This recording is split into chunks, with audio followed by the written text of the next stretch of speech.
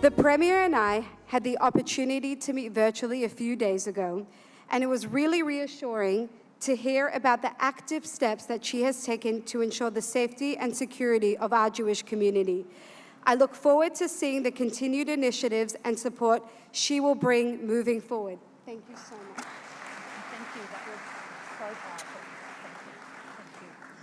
Thank you. Thank you, Harvey. And please, can we show just our deep appreciation, not just for the way, Harvey, you have shared your experience, but how you have done so with such courage, inspiration and hope. Please thank Harvey once again. And thank you also for giving me the opportunity to join you this afternoon. To Mr President, First Lady, thank you for travelling to stand with the Jewish community here in Victoria. Thank you for bringing light. Thank you for bringing that light when at times the darkness has felt overwhelming. I was explaining to my children why you were visiting, and I was searching for a phrase I heard after October 7. Now, I am still practising my Hebrew, and Jeremy, I will be nowhere near as eloquent as you have been earlier. Kol Yisrael Aravim Ze LaZeh. Every Jew is responsible for one another. And I recognise that Jews in Israel have a deep sense of responsibility for the safety and well-being of Jews here in Victoria. And I recognise too that Jews in Victoria feel that same responsibility for Jews in Israel. Your bond is one, that distance does not diminish and that time cannot erode. This visit comes in the aftermath of this country's worst terrorist attack. On December 14, Australians watched in shock that such horror could unfold here. And when Harvey and I met, she told me something. She was shocked that she and her baby were at Bondi Beach, but not shocked that it had happened. Jewish Australians have consistently warned of the rising threat of anti-Semitism. We heard your stories, how your daily life was changing. We saw it in December 2024 at Adas, and we saw it again on Bondi Beach in December 2025 when 15 innocent lives were taken. As leaders and governments, we take responsibility. Your warnings were clear. And now, Mr President, as your father once said, the living here have no right to forget. We will not forget. And in Parliament last week, I said something I believe deeply. The anger that Jewish Australians feel is not a sign of division, it is a sign of love, because it comes from the conviction that our country must be safe for one another.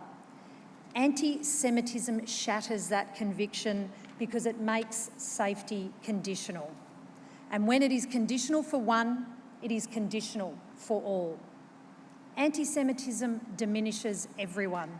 It says to ordinary Australians, even to some of our greatest Australians, that they are not welcome. And the true measure of any great nation is whether its people feel safe enough to be their best and free enough to contribute in full. For generations, Australia offered that promise to its Jewish community, and we must maintain it for generations to come. Australia's values demand that we confront anti-Semitism with the might of the law and the power of education. These are the same values that underpin the relationship between Australia and Israel. Now, we've heard, Mr President, how your father was the first president of Israel to visit Australia. If your visit this week proves the resilience of our relationship, his visit marked its maturity. And when we look back at that historic moment, I was struck by something simple and powerful. In photo after photo, your father is reaching out to children. He spoke to vast audiences of children, as you have done this week and indeed are today. Those children were inspired, and many grew up to become leaders of this country and leaders of their community. Today, you and the organisers of this event have given hundreds of young Victorians that same moment. that same spark, that same sense of possibility, and for that, I say thank you.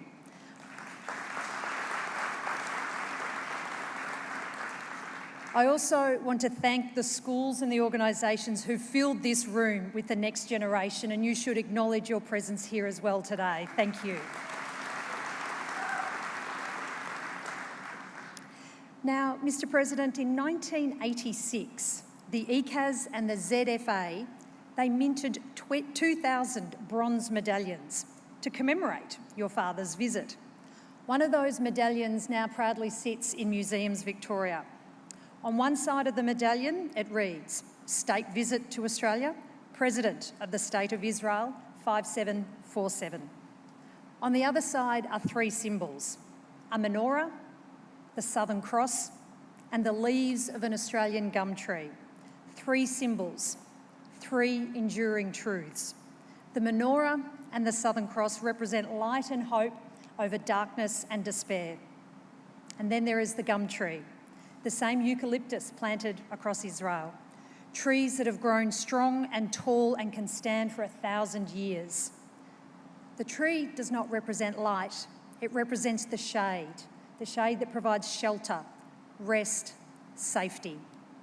Together, we commit Victoria to these three enduring promises for Jewish life in this state. The freedom to light the menorah openly and proudly, equality under our Southern Cross, and the right to live safely and peacefully. In our cities, in our workplaces, in our synagogues, on our beaches, and beneath our gum trees. Mr. President, First Lady, thank you for standing with Jewish Victorians.